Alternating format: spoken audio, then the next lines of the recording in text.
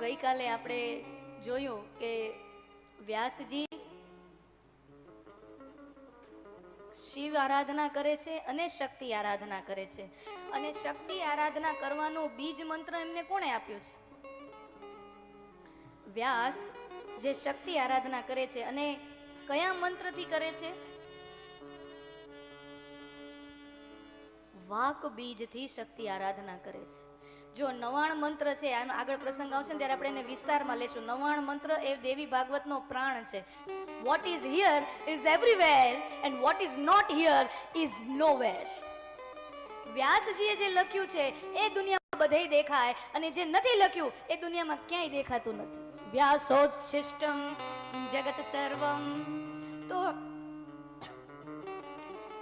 તો એવા વિદ્વાન છે, એવા મુનિ છે,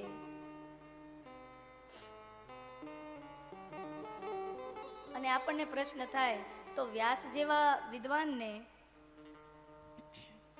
મુનિ શ્રેષ્ઠને,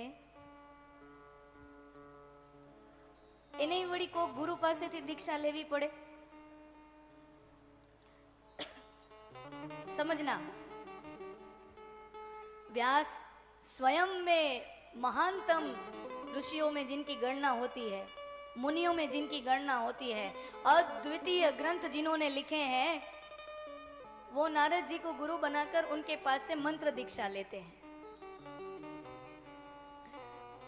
नहीं तो આજના જમાનામાં શું છે, ઘરે જે છાપા આવે ને રોજ, તો રોજની અલગ અલગ છાપાની સાથે પૂર્તિ આવે,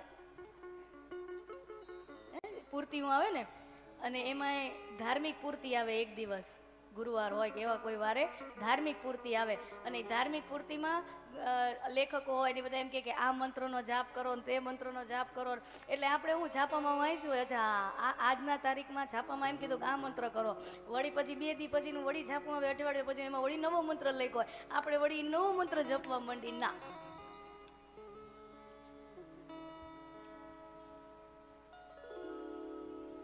આપણા શાસ્ત્રો તો એમ કહે છે કે જે મંત્રની દીક્ષા ગુરુ તરફથી નથી મળતી ને, એ મંત્ર એનું ફળ એ નથી આપતા. અને મંત્રમાં કેટલી તાકાત છે! આટલા મોટા મોટા શ્રેષ્ઠ શક્તિશાળી દેવતાઓ એક નાનકડા મંત્રને આધીન હોય છે. દેવતા મંત્ર આધીન, દેવતાઓ છે એ મંત્રને વશમાં હોય છે.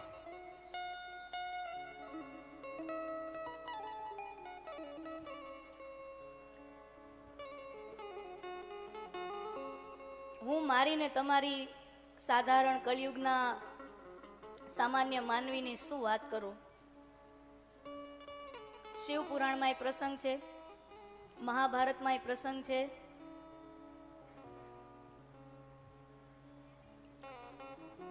ભગવાન શ્રી કૃષ્ણએ શૈવ દીક્ષા લીધી છે.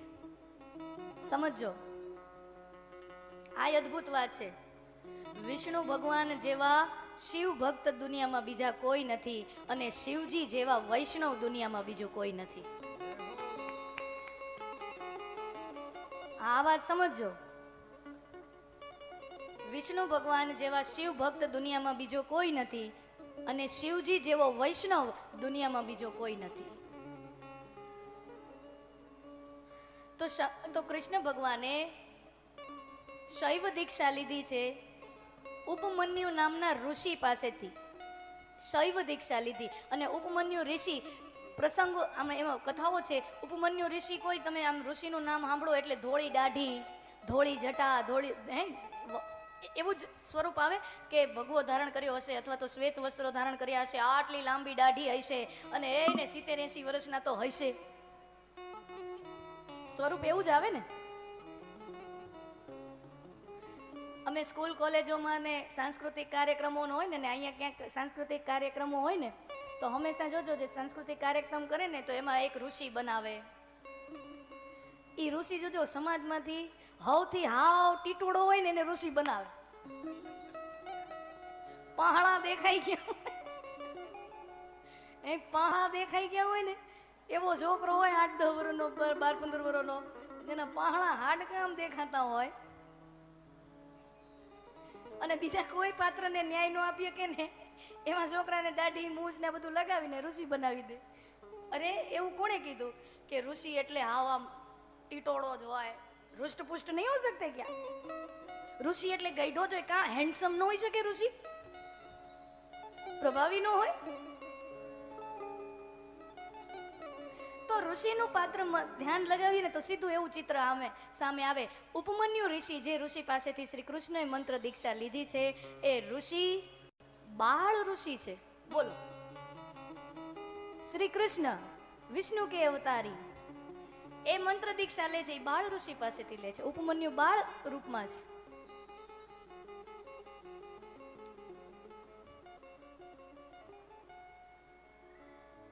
पर भगवान होते हुए भी वो गुरु से मंत्र दीक्षा लेते हैं, ये समझने वाली बात है. આ સમજવા જેવી વાત છે કે નહીં? ભગવાન હોવા છતાં એ મંત્ર દીક્ષા લે છે તો ઉપમન્યુ ઋષિ પાસેથી લે છે, તો એને શું જરૂર? અને આપણા શાસ્ત્રોનો તો એવો આગ્રહ છે કે જ્યાં સુધી મંત્ર જો જાપ, આ ઠીક છે ક્યારેક ક્યારેક મંદિરની સામે બેસીને ઓમ નમઃ શિવાય એ બધું કરી, એ બધું બરાબર છે, એ પણ બહુ સરસ વાત છે. પણ ઘણા એની નિરંતર સાધના હોય, મંત્ર સાધના હોય, અને એ પ્રકારની સાધના પથમાં જવું હોય તો એ મંત્ર હંમેશા દીક્ષિત રીતે જ થવો જોઈએ. આ સીધી સાદી વાત છે. જો તમને હાવ ગળે ઉતરી જાય ને શીરાની જેમ, બંદૂક હોય ને, બંદૂક પિસ્ટલ, એની ગોળી હોય ને, ગોળી, એ ગોળીને તમે બંદૂકમાંથી ગોળી કાઢો અને પછી એમને સામે કોઈક માણા ઊભું હોય ને જેની ઉપર તમને ખાર હોય, એને તમારા હાથેથી આમ ગોળી ફેંકવી, આમ જેટલું બળ હોય તમારે ફેંકજો, અસર થાય? બહુ બહુ નાનકડો ટોચો જેવું પડે, બાકી કાંઈ બહુ અસર થાય? ગમે એવા બળથી મારો અસર ન થાય. હવે એ જ ગોળીને વળી પાછી પિસ્તલમાં નાખો, કરતા નહીં. લાયસન્સ હોય તોય ન કરતા.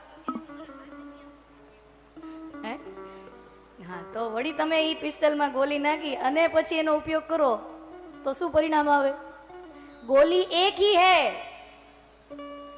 ગોળી એક જ હતી, પણ કયા સાધનથી એનો ઉપયોગ કરવામાં આવે એટલે પરિણામ જુદું થાય. એ મંત્ર દીક્ષા,